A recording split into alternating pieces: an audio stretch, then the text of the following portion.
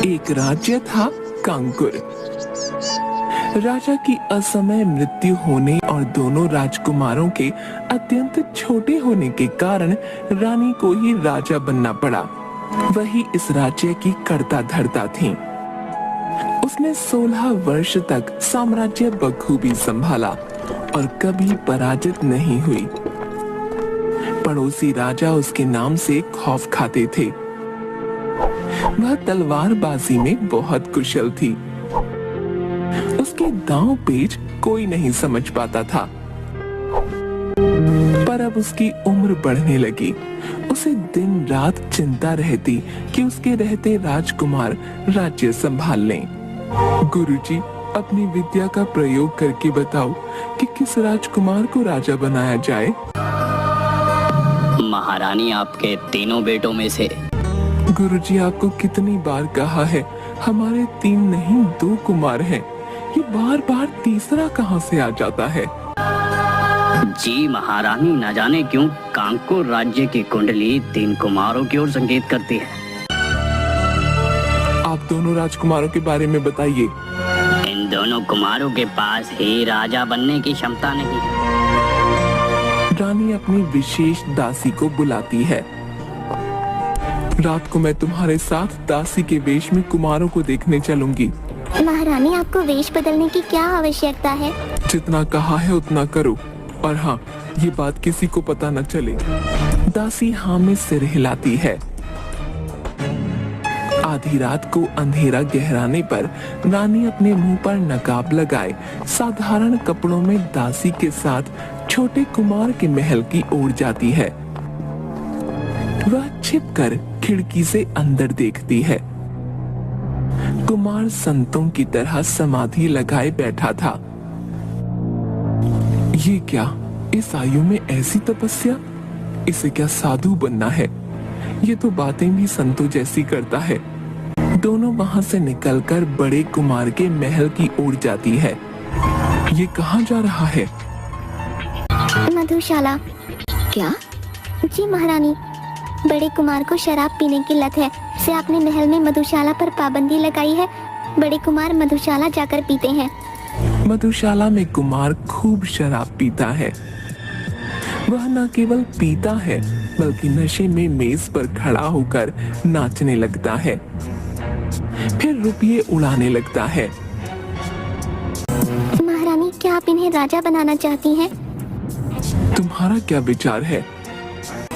आप इन्हें राजा नहीं भांड बना दीजिए। जुबान संभाल कर, भूलो मत वह एक राजकुमार है। आजकल तुम्हारी जुबान ज्यादा ही चलने लगी है। दोनों मधुशाला से निकलकर वापस महल की ओर जाती हैं। तभी रानी चलते चलते अचानक रुक गई। क्या हुआ? आप ठीक तो हैं? रुक क्यों गई? कितने दिनों बाद खुली हवा का आनंद मिला है। राजमहल कहाँ भागा जा रहा है? चलो नगर घूमते हैं। इतनी रात के अंधेरे में? मेरी दासी होकर डरती हो? नहीं नहीं, चलिए। दोनों लोगों की नजरों से छिपकर नगर में घूमती हुई एक पेड़ के नीचे रुककर ठंडी हवा का आनंद लेती हैं। कितना अच्छा लग रहा है। चुप रहो। दासी चुप हो जाती है। बिल्कुल सन्नाटा छा जाता है। रानी कान पर हाथ लगाकर कुछ सुनने का प्रयास करती हुई तलवार की आवाज आने की दिशा की ओर बढ़ जाती है। दासी उसके पीछे चलती है। दोनों देखते हैं कि मैदान में एक नवयुवक तलवार चलाने का अभ्यास कर रहा था। दोनों छिपकर उसे देखने लगे।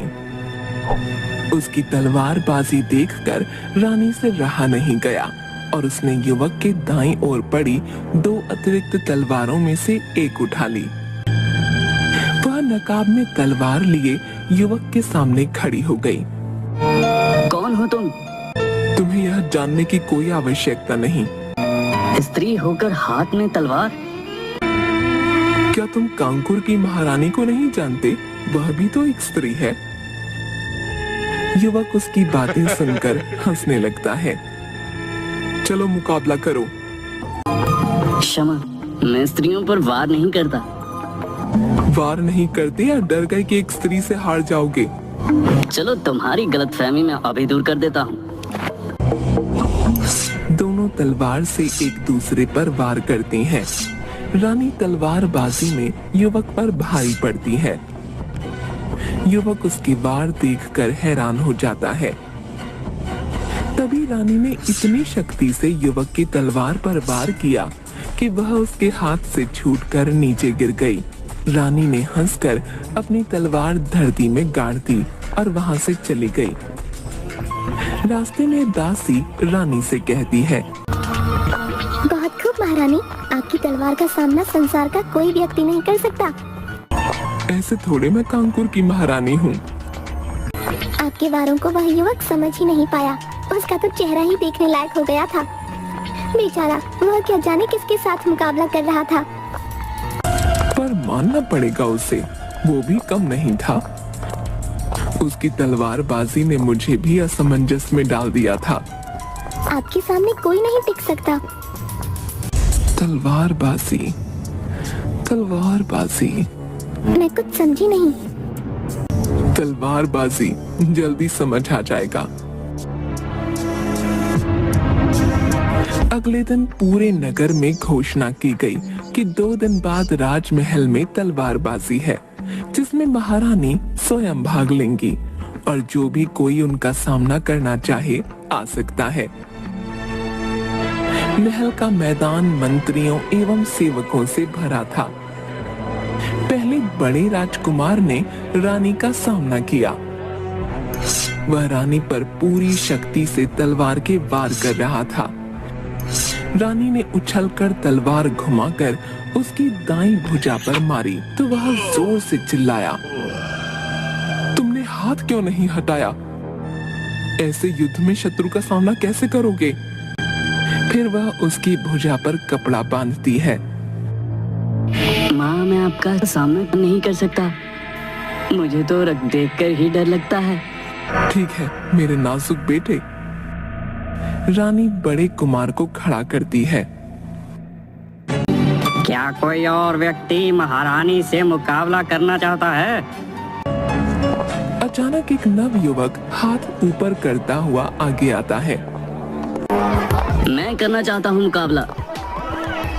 ये तो वही रात वाला युवक है। दोनों तलवारबाजी करते हैं। एक दूसरे पर वार करते हुए बातचीत होती है। राज्य का सेनापति बनोगे? नहीं, मेरा कांकुर का राजा बनने की अभिलाषा है। संभल कर युवक, मारे जाओगे। यह अधिकार केवल राजकुमारों का है।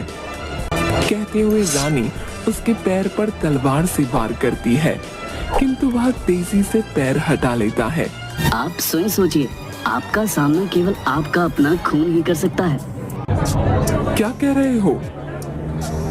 मैं आपका ही बेटा हूँ। मैं जानता हूँ कि कल रात आप ही थी। मुझे केवल मेरी माँ ही हरा सकती है। चुप बदजुबान, मेरे केवल 2 कुमार हैं। वे दोनों तो बड़ी रानी के हैं। आपका अपना खून मैं हूँ। मेरा पुत्र मरा हुआ पैदा हुआ था। तो मैं कौन हूँ? पूछिए दाई से। सुनकर रानी ने क्रोध में अगला वार युवक की गर्दन पर किया, किंतु उसे मारा नहीं। माँ माँ होती है। रानी गुस्से में अपने महल में जाकर दासी को फौरन दाई को बुलाने के लिए कहती है। रानी का गुस्सा देखकर दासी ने कुछ नहीं पूछा, चुपचाप चली गई। थोड़ी देर बाद एक बूढ़ी दाई रानी के महल में आई। रानी ने बिना कुछ कहे सीधे तलवार उसकी गर्दन पर रख दी। अगर सच्चाई नहीं बताई तो आज तुम नहीं बचोगी। कौन सी सच्चाई? सच बता, क्या मेरा बच्चा मरा हुआ जन्मा था? सुनकर दाई जोर से रोने लगी। चुप, सुना नहीं महारानी ने क्या कहा? सच बता। आपने एक स्वस्थ बालक को जन्म दिया था। मैंने तो बस बड़ी रानी का कहना माना। वो चाहती थी कि महाराज के बाद राजा उन्हीं का बेटा बने, इसलिए मुझे झूठ कहना पड़ा। मैंने एक मरे हुए बच्चे को आपका बेटा बना दिया था। मेरा बेटा कहाँ है? वो तो गांव के एक नए संतान ग्वाले को दे दिया था। इसके साथ जाओ, कुछ भी करके मेरा बेटा ढूंढ कर लाओ। दासी और दाई दोनों चली जाती हैं। कुछ दिनों बाद दासी रानी के कान में कुछ कहती है। रानी हाँ में सिर हिलाती है और उसके बाद वही युवक अंदर आकर रानी के पैर छूता है। रानी उसे उठाते हुए, मेरा होनहार बेटा। उसके बाद दोनों कुमारों और युवक को आमने सामने बैठाकर रानी उन्हें कहती है, राजकुमारों, तुम तीनों सच्चाई जान चुके हो, इसलिए लड़ने के बजाय आपस में सलाह करके बताओ कि राजा कौन बनेगा। क्षमा माँ, मैं राजा नहीं बनना चाहता। आप इसे बना दीजिए, मुझे कोई आपत्ति नहीं। मुझे भी कोई आपत्ति नहीं। सच में कोई आपत्ति नहीं? जी माँ, बस मेरा महाभारत तय कर दीजिए और सभी राजसी सुविधाएं। और मेरे लिए किसी मनोरम वाटिका में एक आश्रम बनवा दीजिए। ठीक है, पर यह राज्य तुम तीनों का था, है और रहेगा।